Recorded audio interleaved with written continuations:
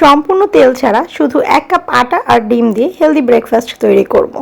এই আইটেমটির আমি নাম জানি না, তবে এটি হচ্ছে তুর্কির একটি জনপ্রিয় ব্রেকফাস্ট। তো চলুন হেলদি ব্রেকফাস্ট রেসিপিটি দেখে নিচ্ছি। প্রথমে একটি মিক্সিং বোলের ভেতর ডিম নিচ্ছি। এখানে 2টা ডিম নিচ্ছি, তবে একটি ডিমের কুসুম আমি ইউজ করব না, এটাকে উঠিয়ে রাখবো, এটা পরে ইউজ করব। 2টা ডিমের সাদা অংশ আর একটা কুসুম এখানে ফেটিয়ে নিচ্ছি। তবে চাইলে এখানে শুধু একটা ডিমও এভাবে ফেটিয়ে নিতে পারেন। একটি বড় মিক্সিং বোলের ভেতর 1 কাপ আটা দিয়ে দিচ্ছি। এখানে আটার পরিবর্তে ময়দাও নিতে পারেন, ময়দা ইউজ করলে এটা আরও বেশি ভালো হবে। এর ভেতর 1 কাপ পানি দিয়ে আটাটাকে গুলে নিচ্ছি। এর ভেতর আরও 1 কাপ পানি অ্যাড করে নিচ্ছি। আটাটা ভালোভাবে মিক্স করে একটা পাতলা ব্যাটার তৈরি করব। শুরুতে যে ডিম ফেটিয়ে রেখেছিলাম এই ব্যাটারের ভেতর ডিমটা দিয়ে দিচ্ছি। এই ডিম আর আটার গোলাটাকে দিয়ে একটা স্মুথ ব্যাটার তৈরি করে নিব। আর ব্যাটারটা পাতলা হবে। এই ব্যাটারটা কতটা পাতলা হবে এটা আমি একটু পরে দেখিয়ে দিচ্ছি। সব শেষে এখানে হাফ টিস্পুন লবণ দিয়ে দিচ্ছি। লবণ মিক্স করে নেওয়ার পর ব্যাটারটা এরকম পাতলা হবে। এটা কিন্তু খুব পাতলা ব্যাটার তৈরি করেছি। চুলায় একটি মাঝারি সাইজের ফ্রাই প্যান গরম করে নিয়েছি। এখানে খুব বেশি বড় ফ্রাই প্যান নেওয়া যাবে না। আর এই ব্যাটারটা থেকে 2 চামচ ব্যাটার এর ভেতর ঢেলে তারপর এভাবে ছড়িয়ে দিচ্ছি পুরা ফ্রাই প্যান জুড়ে। এই ব্যাটারটা দিয়ে এখানে পাতলা শীট তৈরি করে নিব। চুলার আঁচ মিডিয়ামে থাকবে। এই পাতলা শীটটা হতে 10 থেকে 15 সেকেন্ডের মতো সময় লাগবে। এই শীটটা যখন এরকম ড্রাই হয়ে গেছে তখন বুঝতে হবে এটা হয়ে গেছে। হয়ে যাওয়ার পর চারপাশ থেকে এভাবে স্প্যাচুলা দিয়ে উঠিয়ে নিচ্ছি। চারপাশ থেকে উঠিয়ে নেওয়ার পর এটা একাই উঠে আসবে। শীটটা উঠাতে যদি প্রবলেম হয় সেক্ষেত্রে একটা টিস্যু পেপারে একটু তেল নিয়ে তারপর পুরা ফ্রাই প্যানে একটু ঘষে দিবেন। ফ্রাই প্যানটা উঠানোর সাথে সাথে কিন্তু শীটটা উঠে আসছে। তারপর আমি এটাকে হাত দিয়ে উঠিয়ে নিলাম। হাতে যদি গরম লাগে বা শীটটা যদি ছিঁড়ে যাওয়ার চান্স থাকে সেক্ষেত্রে শীটটাকে কিভাবে নামিয়ে নেবেন সেটা আমি এখন দেখিয়ে দিচ্ছি। আরেকটা পাতলা শীট তৈরি করে নিচ্ছি। এই শীটটারও একইভাবে স্প্যাচুলা দিয়ে চারপাশ থেকে উঠিয়ে নিব। এরপর ফ্রাই প্যানটাকে উঠিয়ে নিব। উঠিয়ে তারপর এই শীটটাকে এভাবে ঢেলে দিব। তাহলে হাতে আর গরম লাগবে না, আর পাতলা শীটটাও ছিঁড়ে যাওয়ার কোনো চান্স থাকবে না। এইভাবে আমি সবগুলো শীট তৈরি করে নিয়েছি। এখানে 18টা শীট তৈরি করেছি। এই শীটগুলো কতটা পাতলা হয়েছে এটা দেখতেই পাচ্ছেন, আর কতটা নরম। একটু ধরতেই কিন্তু ছিঁড়ে যায়, তাই একটু সাবধানে ধরতে হবে এই শীটগুলো। আরেকটা মিক্সিং বোলের ভেতর কিছুটা পরিমাণ পেঁয়াজ নিয়ে নিচ্ছি। এখানে একটু বেশি করেই পেঁয়াজ নিয়েছি। এর ভেতর 3টা কাঁচামরিচ কুচি দিয়ে দিচ্ছি আর সামান্য পরিমাণ লবণ দিয়ে দিচ্ছি। পেঁয়াজ কাঁচামরিচগুলোকে হাত দিয়ে একটু ভালো করে মিশিয়ে নিচ্ছি। এর ভেতর একটা ডিম দিয়ে দিচ্ছি। এখন এই ডিমটাকে পেঁয়াজের সাথে মিক্স করে নিচ্ছি। চুলায় ফ্রাই প্যান গরম করে নিয়েছি। এই ফ্রাই প্যানে কিন্তু কোনো তেল ইউজ করিনি। ডিমের যে মিশ্রণটা তৈরি করেছি এই মিশ্রণটাকে ফ্রাই প্যানের ভেতর দিয়ে দিলাম। ডিমটা যখন হালকা জমে জমে আসবে তখন এটাকে নেড়ে চেড়ে দিব। নেড়ে চেড়ে সেদ্ধ করে নিব। এভাবে পুর তৈরি না করে অন্যভাবেও পুর তৈরি করতে পারেন, সেটাও আমি একটু পরে দেখিয়ে দিচ্ছি। ডিমটা যখন সেদ্ধ হয়ে যাবে আর পেঁয়াজটা ভাজি হয়ে যাবে তখন এটাকে নামিয়ে নিব। এখানে কিন্তু কোনো ধরনের তেল ইউজ করিনি। একটা ননস্টিক প্যান চুলায় বসিয়ে নিয়েছি। এখানে যে কোনো সিলভারের পাতিলও নিতে পারেন। এটাকে 10 মিনিটের জন্য ঢেকে হাই হিটে প্রিহিট করে নিব। এই ছিদ্রটাকে একটা টিস্যু পেপার দিয়ে বন্ধ করে দিচ্ছি।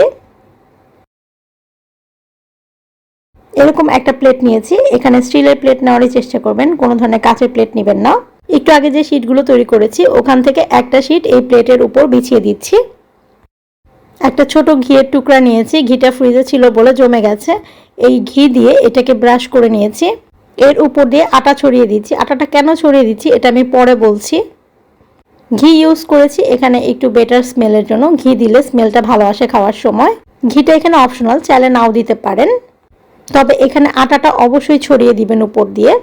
আটা ইউজ করার জন্য দেখবেন যে পরে এই আইটেমটা যখন তৈরি হয়ে যাবে এটা কাটার পর পরতে পরতে ভাঁজগুলো বোঝা যাচ্ছে। এই শীটগুলোর মাঝখানে আটা বা ময়দা ছড়িয়ে দেওয়ার ফলে একটা আবরণ সৃষ্টি করে। এভাবে প্রত্যেকটা লেয়ারের উপর দিয়ে ঘি আর ময়দা ছড়িয়ে দিচ্ছি। এভাবেই পাতলা শীটগুলোকে পরতে পরতে সাজিয়ে নিচ্ছি। এখানে টোটাল 8টা শীট ছড়িয়ে দিয়েছি, এরপর আর শীট দিব না। একটু আগে যে ডিমের পুরটা তৈরি করে রেখেছিলাম, এই ডিমের পুরটা এর উপর দিয়ে ছড়িয়ে দিচ্ছি। এভাবে পুর তৈরি না করে একটু অন্যভাবে পুর তৈরি করতে পারেন, সেই পুরটাও আমি এই ভিডিওতে একটু পরে দেখিয়ে দিচ্ছি। সম্পূর্ণ ডিমের পুর এর উপর দিয়ে ছড়িয়ে দিয়েছি। এই পুরের উপর আরেকটা শীট দিয়ে দিচ্ছি। একইভাবে এর উপর ঘি দিয়ে নিচ্ছি আর ময়দা ছড়িয়ে দিচ্ছি।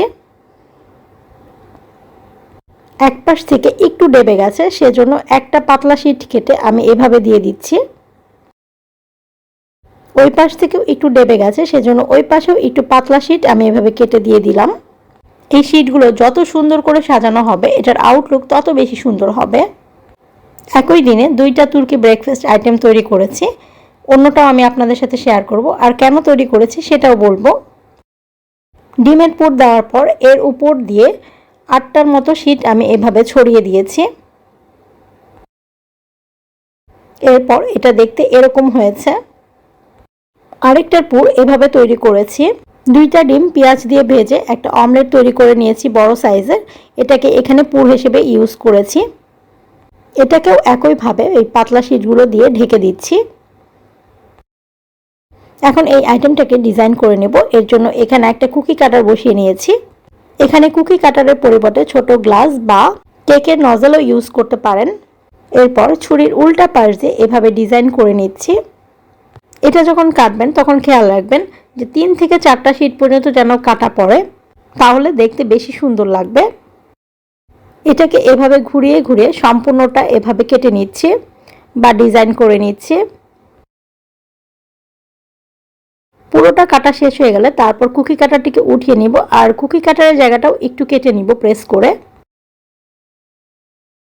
একটা ডিমের কুসুম শুরুতেই উঠিয়ে রেখেছিলাম।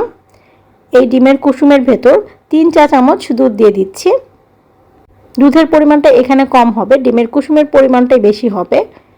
ডিমের কুসুম আর দুধটাকে মিক্সড করে নিচ্ছি।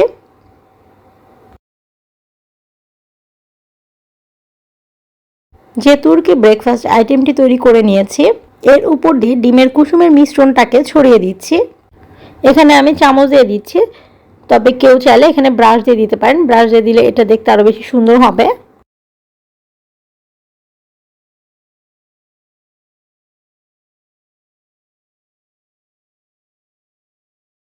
এটা কিন্তু এখন তৈরি হয়ে গেছে, চাইলে এভাবে রাখতে পারেন, কিন্তু আর একটু সৌন্দর্যের জন্য আর একটু টেস্ট বাড়ানোর জন্য এর উপর দিয়ে কিছু সাদা তিল ছড়িয়ে দিচ্ছি। তিলটা এখানে অপশনাল, তবে তিলটা ইউজ করলে দেখতে আরও বেশি সুন্দর লাগে। যে হাঁড়িটাকে 10 মিনিটের জন্য প্রিহিট করে নিয়েছি, এর ভেতর একটা স্ট্যান্ড বসিয়ে দিচ্ছি আর এই তুর্কি ব্রেকফাস্ট আইটেমটি এর ভেতর দিয়ে দিচ্ছি। এই প্যানটিকে ঢেকে 25 মিনিটের জন্য বেক করে নিব। চুলার আঁচ মিডিয়ামে থাকবে। এই আইটেমটি হয়ে গেলে বুঝবেন কিভাবে? যখন দেখবেন সুন্দর ঠিক এরকম একটা কালার হয়েছে, তখন বুঝে নেবেন যে এটা তৈরি হয়ে গেছে। আনফর্চুনেটলি এটা নামাতেই আমার হাত থেকে পড়ে ভেঙে যায়, সেজন্য আমি আবার একটি তৈরি করেছি। এটা আমি 5 মিনিটে তৈরি করে নিয়েছি, এজন্য এটার আউটলুকটা খুব বেশি ভালো হয়নি, তবে খেতে ভীষণ টেস্টি। উপরের আর নিচের পার্টটা ক্রিস্পি আর ভিতরের পার্টটা নরম ছিল। এতক্ষণ সাথে থাকার জন্য ধন্যবাদ।